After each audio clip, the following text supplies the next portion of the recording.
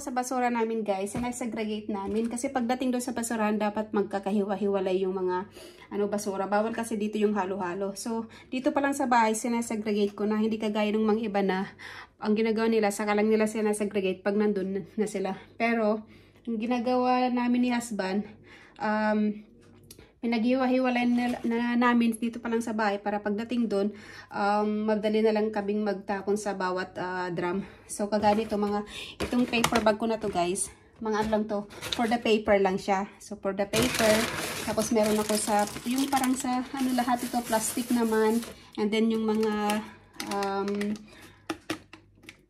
mga vegetables, dito siya, and then yung mga metal. And then yung mga cans din. Ayan. Pero yung mga cans iniipon ko kasi na ibebenta dito to.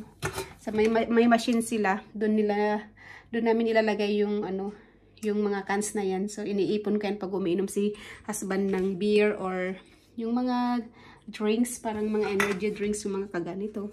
Tapos yung mga bote rin magkakahiwalay. So kunin muna natin yung ating basura. Diyan muna kayo. Para itapon ko na habang lalabas ako.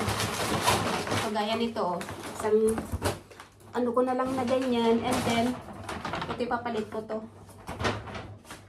And then ito, lagay ko ito na lang.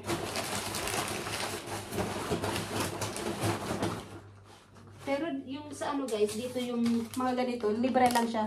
Libre lang ito yung mga panggulay. Libre lang siya.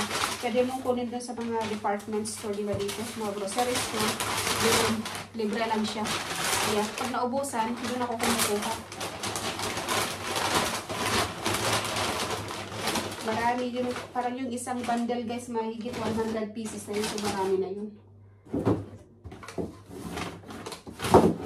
So, yung plastic. Ganyan. Tatapon ko na rin ito kasi ang dami na.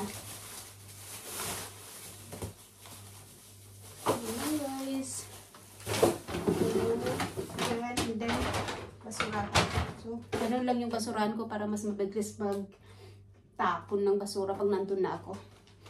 And then, kukunin ko pala yung kukunin ko din pala yung nasa toilet para isang tapunan na lang. Kasi parang marami na rin yung nasa toilet. So, yun na nga guys. Dito na tayo sa basurahan. So, dito siya. Yung mga nadadecompose. And then, dito yung sa toilet. Kasi isusunugin nila yan guys. Ayan. Hirap. Toilet. And then, plastic. Plastic naman tayo. Dito siya. Plastic. Plastic ito. Yan. And then sa paper. Yung paper. Ayan. Paper. So, yan lang guys. Ganda ng basura nila, malinis, di ba? Oh, magkakaiba. Yan yung sa toilet. Yan sa kitchen. Then plastic. Yung metal. Yun yung sa bote. And then newspaper. Ay, nakalimutan ko yung newspaper namin. Dami pala yun. So, and then yung plastic. So, yan na guys. Let's go!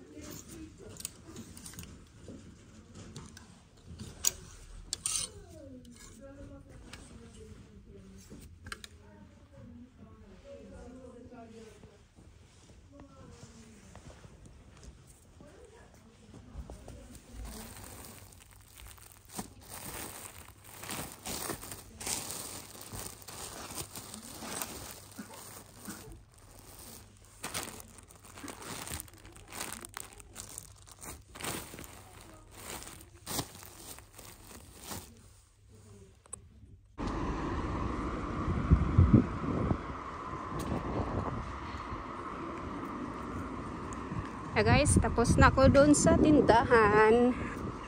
Yan, nakabili ako doon. Ito yung aking nabili. Bili ako. Toto. Yan, may nabili ako.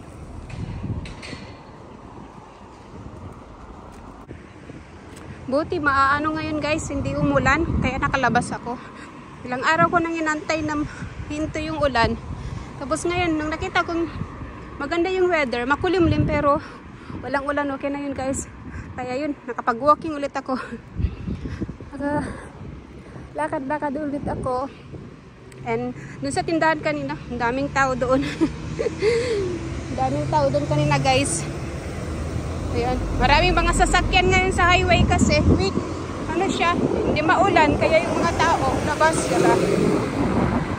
Labasan yung mga tao kasi hindi maulan ngayon guys.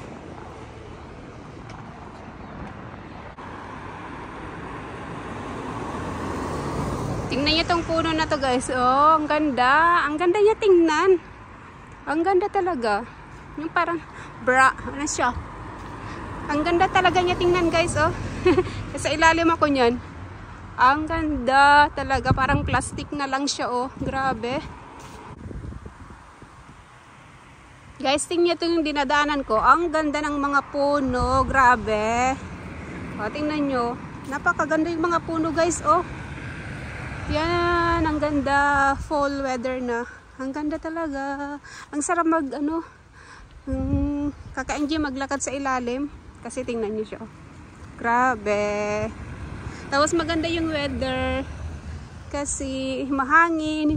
Hindi umulan ngayon. Ang ganda. Okay. Super enjoy. Ang ganda talaga, oh. Grabe.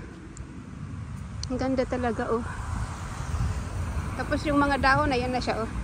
Ang ganda ng ground kasi very colorful na siya. Nalaglag na yung mga mga dahon. Nagkalaglagan na sila. Ang ganda, oh. Ang ganda talaga ng ground.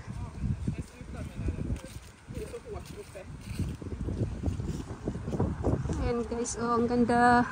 Ayan, pauwi na ako. Ito yung dinadaanan ko dati pag green pa lang sila ngayon. Na brown na sila, brown, yellow. Ang ganda talaga, grabe, super ganda talaga guys. Oh, nakakatuwa na maglakad dito kasi mga puno na iba't ibang kulay. Ganda.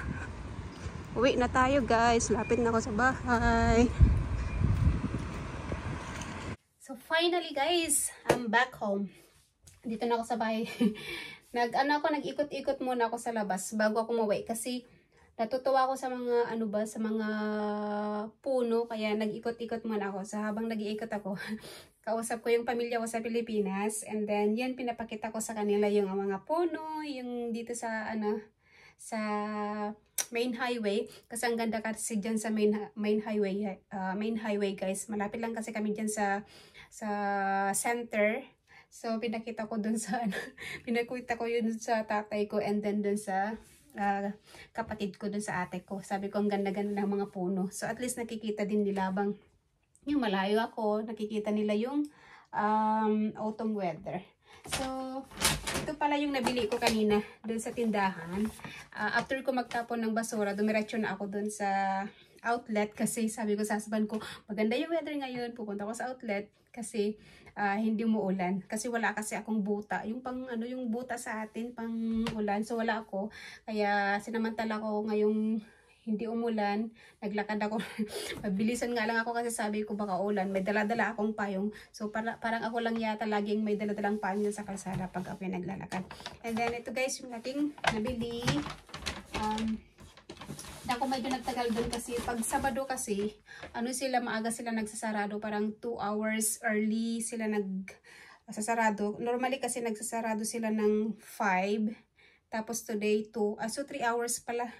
So instead na 5 to, kaya sabi ng asawa ko, wag mong kalimutan, baka masaraduhan ka na naman kagaya last time. Kasi last time kasi guys, nang pumunta na naman ako doon sa outlet, nasaraduhan ako. Hindi ko talaga alam na ng closing nila sa Sabado, 2 o'clock. Ang iniisip ko, ang iniisip ko, 5. Kaya ang ganda-ganda ng ikot-ikot ko doon sa loob ng store. Tapos, Parang sabi ko, parang ako na lang yata nag-iisa dito na namimili.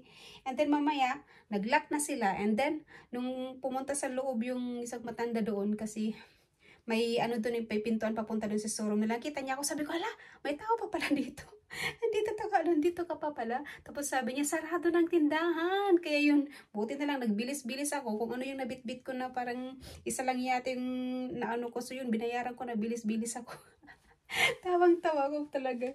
Nasaraduhan talaga ko. Sabi na sa bang kanina, wag mo na naman kalimutan, masaraduhan ka na naman dyan. Kasi Sabado ngayon, pinaalala niya kasi na ano niya na pupunta ko doon and then Saturday today.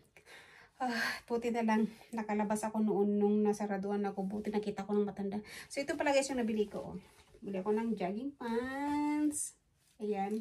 Mura lang yung pagkabili ko nito guys. Usually, pupunta ako dun sa kids section.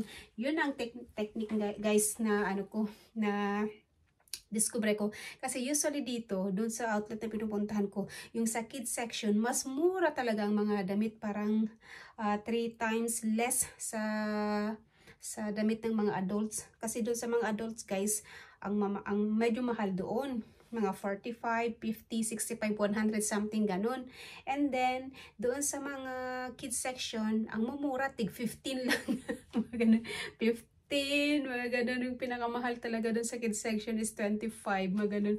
So sabi ko, ba't hindi ko subukang pumunta palagi dun sa kids section? Kasi once na akong nakapunta doon, nakabili ako ng 3 naka-leggings na pang bata. Kasi ang liit ko kasi guys. So yung size ko parang pang 13 to 14 years old.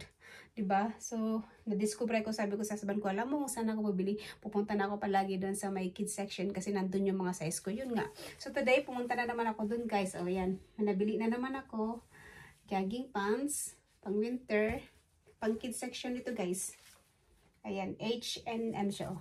H&M. So, tingnan yung price niya. Sabi ko sa'yo, 15 lang. Mura. 15. H&M pa. Kaya sabi ko ba, ganda nito ah. So, yan. Nakabili ako. And then, yung gustong-gusto ko talagang mabili. Kasi, lagi akong napunta doon. Wala talaga akong nahanap doon na sapatos. Kasi laging malaki. Either malaki yung size ko, or either wala yung gusto ko. Ang hirap talaga makahanap ng sapatos doon. Pero finally today, nakahanap ako ng sapatos. Pabalik-balik ako doon. Nung una nakita ko na itong sapatos na to guys, nung pagpasok ko doon, dumiretso talaga ako doon sa may sapatos area. Tapos nakita ko na to, pero sabi ko parang wala yata akong gusto dyan, parang papangit ng tingin ko. Tapos bumalik ulit ako. Nagtingin-tingin. Wala na naman ako nagustuhan. And then, hanggang sa pangatlong beses, sabi ko, bumalik ulit ako. Tapos, umupo ako. Kasi, tinititigan ko kung baka mayroong, doon, magustuhan ako doon na magka-size sa akin. So, ito, nakita ko na nga to. Sabi ko, ala, itry ko nga to. Ayan. Then, nung trinay ko, sabi ko, ala, maganda pala. Ito guys, bili ko. Di ba? Pang winter. Ayan, gusto ko kasi hindi siya madulas ito. Hindi siya madulas pag